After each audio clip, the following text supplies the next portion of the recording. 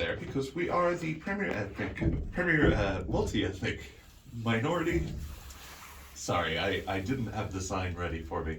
But we want to both tell people about the presidential election from the point of view of what's happening, but also just how often it happens and information about it.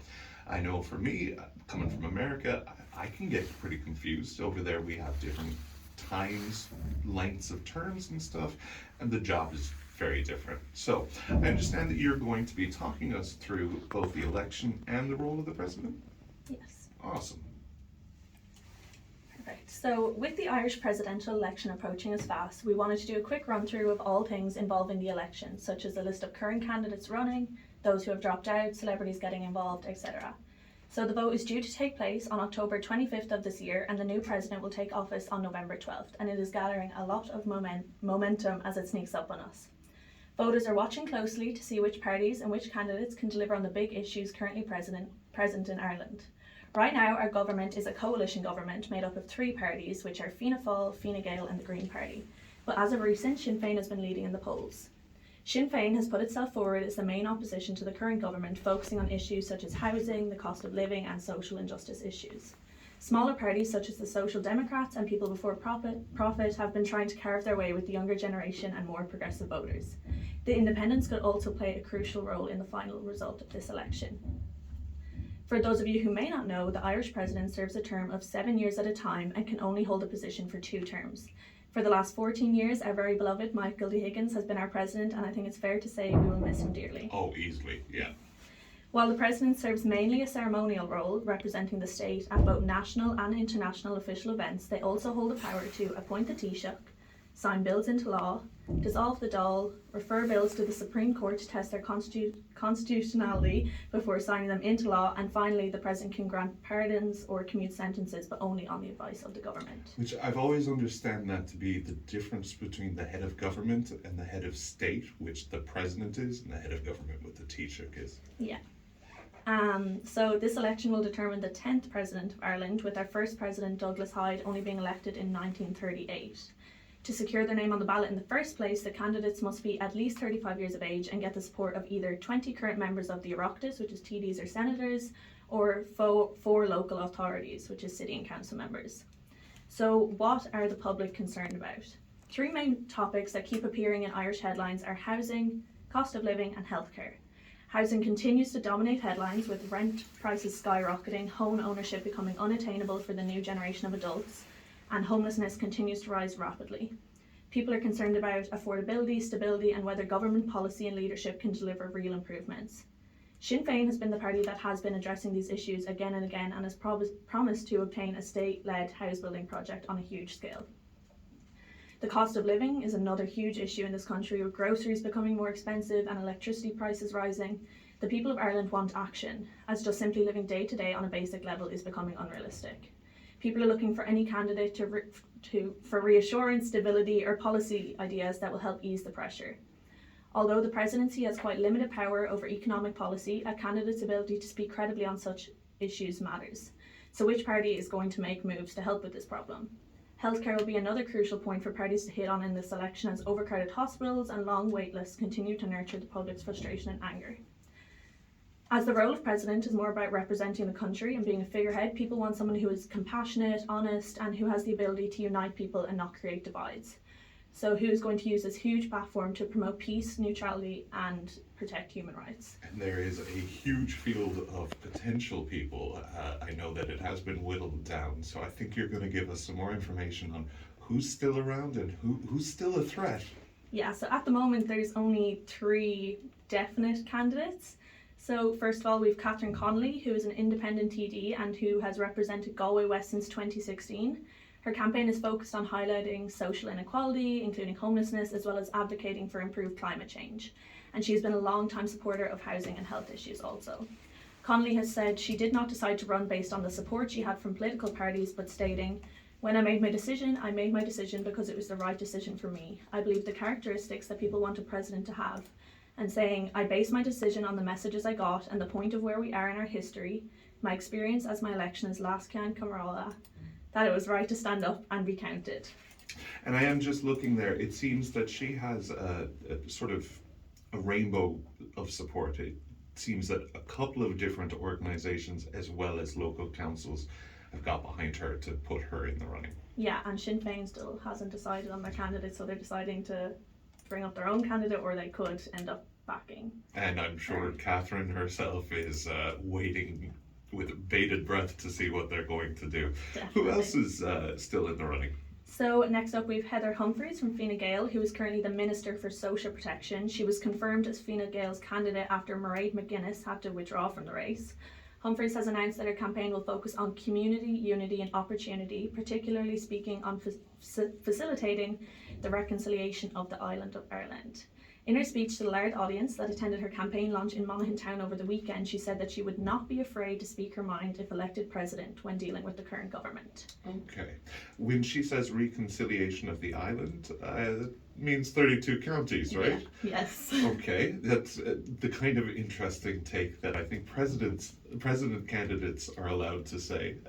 So that's an interesting one. Yeah, definitely. And you said that there was a third person who has made it onto the ballot already. Yeah, so last week, Jim Gavin from Fianna Fáil, he secured his candidacy and he has huge amounts of support from several Fianna Fáil TDs as well as the support of the Taoiseach Micheál Martin.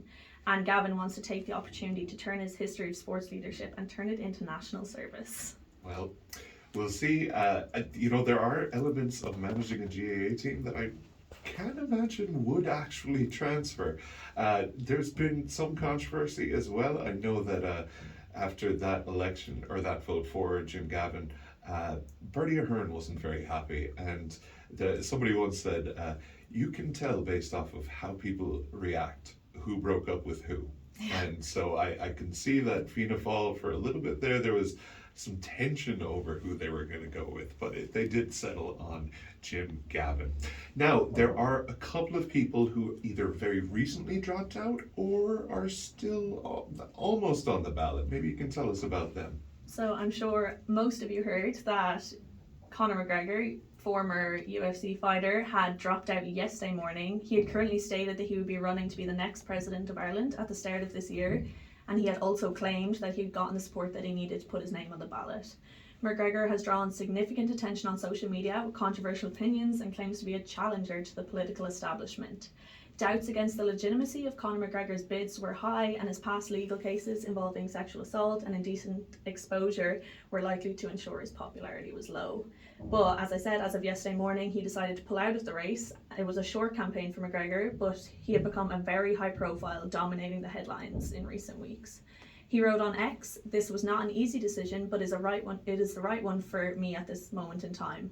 While I will not contest this election, my commitment to Ireland does not end here." That's a very politically correct statement.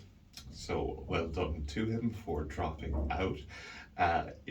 It's funny, like you mentioned a couple of things that really probably would have disqualified him. There's a laundry list that we left out. It's a man who 10 years ago was a lot more popular than he is now, but doesn't seem to have realized that. No, I don't think he has. So at least we're safe from that one. Who else is still in the running? So we have 35-year-old Gareth Sheridan. He has entered the race with the promise to represent the young people of Ireland. He is an entrepreneur and the founder and former chief executive of a pharmaceutical company called Nutribrand. He has promoted his campaign on being the grounds of a voice for generational change. During the council meetings that took place yesterday, Kerry's County Council decided to back Sheridan, while Laois decided not to support him. Okay, interesting. So he's definitely one who we'll have to keep an eye on in case he manages to get the last bit of support there. Yes. And then we also have Maria Steen, who's a commentator. She pitched herself to Dublin City Council yesterday in an effort to get on the ballot paper and told them she aimed to be a unifying president. In the end, 50 councillors made the decision not to nominate her or any other candidates. Which is its own form of unity, I guess. Yeah. And then we have Peter Casey, who was actually runner-up in the last presidential election in 2018, securing a large 20% of the votes. Casey confirmed that he would seek nominations again, although in 2018 he had very limited party backing. His campaign also seeks to be a challenger to mainstream politics and has pledged to create a more politically active presidency. So those are the people who have made the attempt to try to get on the ballot, and in at least 2 cases it seems like they aren't having the kind of luck that they wanted. Garrett might still make it, but I understand as well, and there's 2 names that I'm almost worried about, but I'm glad that they weren't confirmed so far, because there are still a few candidates who, not saying their chances are silly, but they aren't quite at the front line. Yeah, definitely. Those are the only candidates for now that put themselves forward. There are a few more that dropped out, but we are still waiting patiently for Sinn Féin to elect its candidate after Mary Lou McDonald withdrew. Sinn Féin has said that they will have their decision made by the weekend. Sinn Féin could still decide to back independent Catherine Connolly, as we said earlier, but not just Dublin, but 11 county councils met yesterday to consider nominations for independent candidates, with Garrett Sheridan, commentator Maria Steen and activist Nick Delhanty among the most prominent independents lobbying for support. As well as Dublin, Cork, Galway, Longford, Roscommon and Laois councils also decided not to nominate anyone. Okay, and so that's everyone who had a sort of a serious shot, I would say. Yeah. Let's maybe cover 2 other people, and I'm hoping that you can tell me that they have dropped out. First of all, the Lord of the Dance wanted to become the Lord of the Iris, is that correct? Yes, Michael Flatley had mentioned several times that he would hope to join the race to be the next president, telling RT's Brendan O'Connor that he had a team of advisors helping him through the process. However, a couple of weeks ago, he came to Instagram to announce his withdrawal, stating, "I have decided not to run for President of Ireland at this time. I am honoured by the encouragement and support I've received from so many people across Ireland, but I must put my family and health first. I feel I can serve the Irish people better by continuing my work promoting Ireland and Irish culture globally."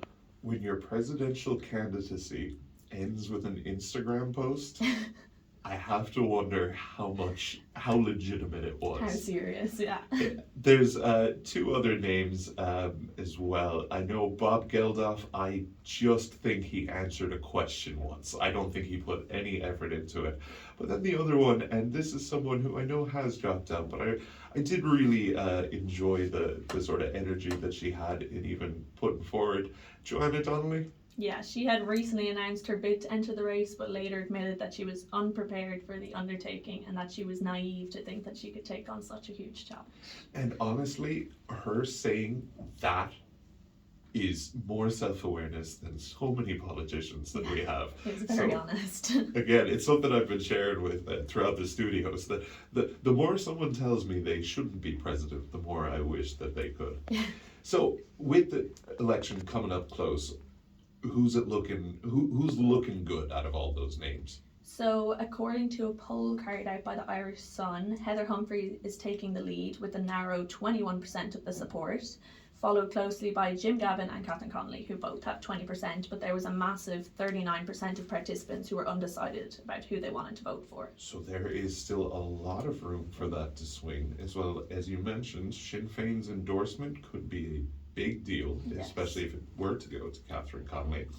But something that you said there, and it just reminds me, is that there are 39% of people who are undecided about who they wanted to vote for. But I'm also even just worried because there's some people who might not even have thought to vote. Yes. So we wanted to talk a little bit about that as well, because when it comes to deciding the outcome of this election, this is GOCOM Radio, the people's voice. Elections are the people's voice. So maybe tell us a bit about really, I mean, I know it might be a little bit preachy, but I think it's always important to remind people that they have a say in this, and they just need to be reminded how to exercise it. Yeah, so the final weeks leading up to the election are absolutely crucial. People will be watching closely to see how candidates perform in debates, media interviews, how they handle controversies. And because of so many voters being undecided, focusing on unanswered questions and topics may just get the attention of someone who can't make up their mind.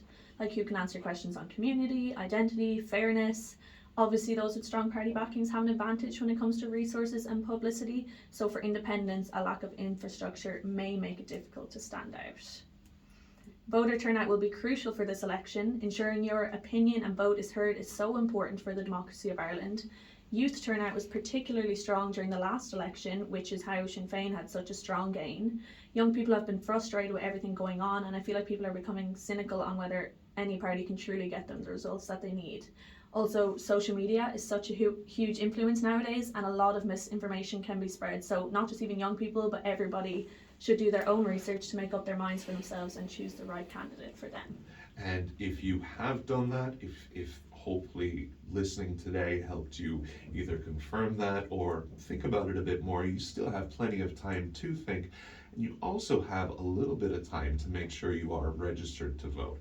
So what do people need to do to check if they're registered? So first of all, you need to make sure you are registered to vote on the Register of Electors. If you've moved, updated your address, or for any reason changed your status, make sure to check it out ahead of time to make sure it's all right. Polling day is Friday, October 24th, and polls will open early in the morning, closing in the evening, and make sure to check your local polling station. You also need to ensure you bring a valid ID. Voters do not need to bring their polling card, but it can help. Some identification like a passport, driving licence, or a public service card also works. And you need to think beyond party or name and look at what the candidates say about issues that matter to you, see their past record. You can watch televised debates or forums to make you help your decision.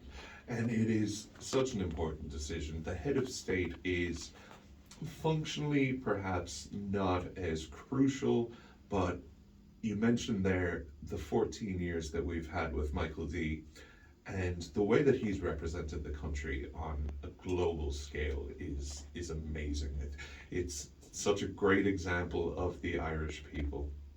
Yeah. So, Milla, thank you so much for joining us. Is there anything you'd like to say just to close us out on the elections? I think that's all we have for you on the election today. Just remember, recognise that every vote counts, even in a close race. Even small communities, independents could shift the outcome, and don't wait until the last minute. Stay informed, check your registration, and know when and where to vote. Perfect. If you have been listening and you want to share your views, send us a message. We want to know what matters most to you in this election, and what qualities do you want in the next president of Ireland. And I know we have the whole field there that have lined up, but if there's somebody that you even think that should be running, and listen, someone can get me in touch with Tommy Tiernan, right? Because I know I could talk him into it, just even if it just meant he'd run just to get me to stop annoying him. But we want to hear what your values are when it comes to the presidency, whether that be about how you felt about Michael D or how you feel about the people coming up. So if you want to send us a message or a voice note, the number is 087-618-3686. If you're sending a message on WhatsApp, it is +353 87-618-3686. Thanks again to our political correspondent, Milla. I'm sure that we will be back before the presidential election happens, and also there will be some other programming coming up where you will be able to get her political analysis in other forms. So thank you very much for coming on The Breakfast Show. Thank you for having me. Awesome. So it is 11:41 a.m. You're listening to GOCOM Radio. This is The Breakfast Show, and I am your host, the All-American Irish-American Jason Browne. We're going to bring it back to the music. It looks like Bono found what he was looking for.